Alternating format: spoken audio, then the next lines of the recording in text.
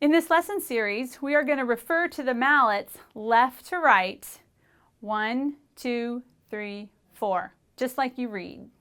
All right, let's go ahead and talk about the double vertical stroke. This is a stroke that involves two mallets in one hand, and you are going to strike both the mallets at the exact same time using a wrist motion. With the interval of a fifth, which is probably where your mallets will naturally fall, your arm is going to bisect the interval.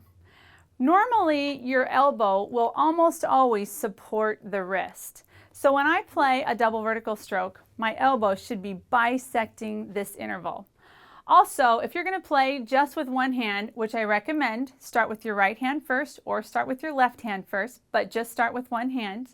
You want to make sure the inside mallet does not cross the center of your body.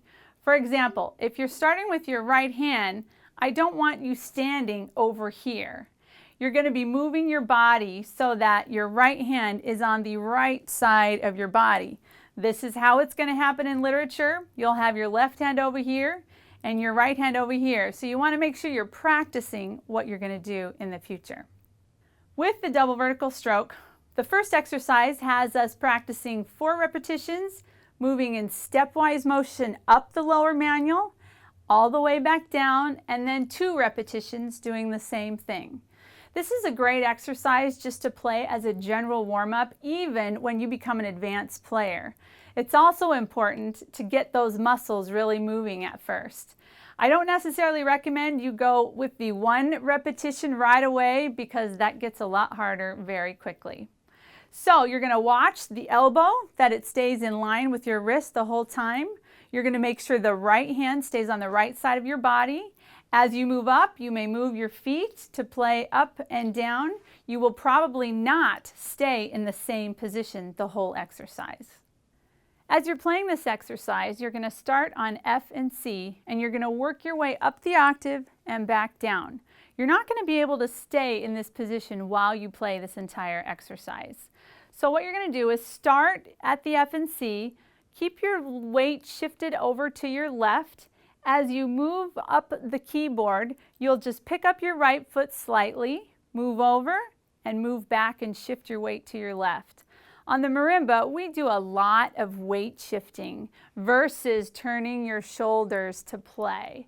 So getting used to starting here, moving here with just a small foot motion, and moving back will serve you well.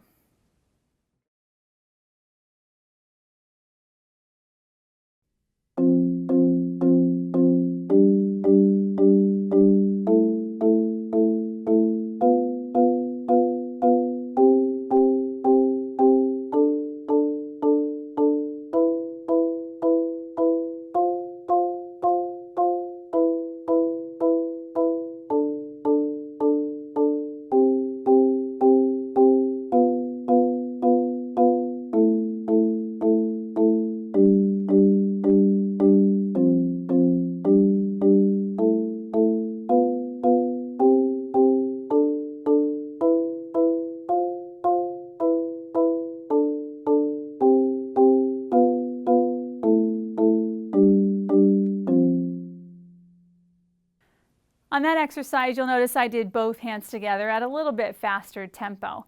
If you are just starting out, it is really important that you do right hand first and then you do left hand before trying to put both hands together. You can even do right hand first at that slow tempo and check it off. Eventually, you want to work up to both hands together, but it needs to be when you're ready. Let's talk a little bit about your body placement when you are playing with both hands together. As you set up to play this particular exercise, you're going to stand right in front of your inner mallets. As you move up the keyboard, you will use that weight shifting from your right to your left once again. As I start moving up in stepwise motion, I will simply step with my right foot, and now all my weight will be put onto my right foot.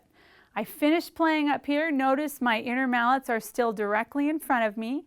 And as I move back down the keyboard, I shift that weight back over to the left. It really isn't necessary when we're only utilizing this much of the instrument to shuffle your feet Or on the flip side, it is not necessary to move your mallets all the way up there without your body. Your body needs to be in front of where you play most of the time in order for your hands to feel comfortable and for your stroke to be the correct stroke. I left some starting notes on the page for the same exercise that we did with the fifths in fourths and sixths.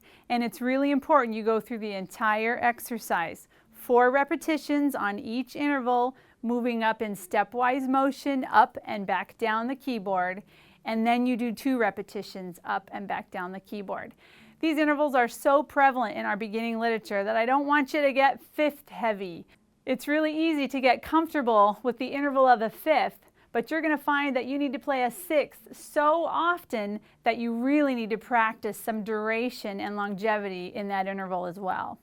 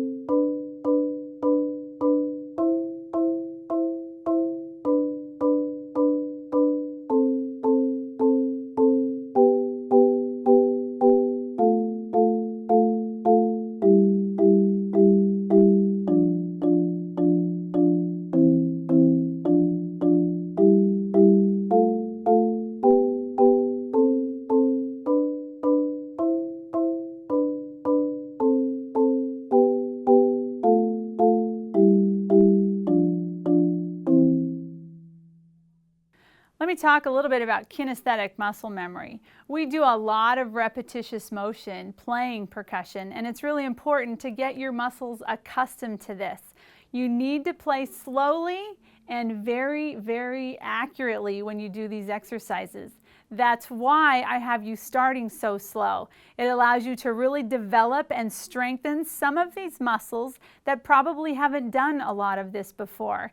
If you can prepare your muscles slowly and accurately, your muscle memory is going to be a lot better when it comes to play these intervals in your literature. I would not move on to the next box in my progress chart until you can play it 100% accurately, and I mean 100%. If you're moving up these exercises, no matter what interval you're practicing, and you're missing a lot of notes, you're probably going too fast. So slow down and try them nice and slow to really develop those muscles.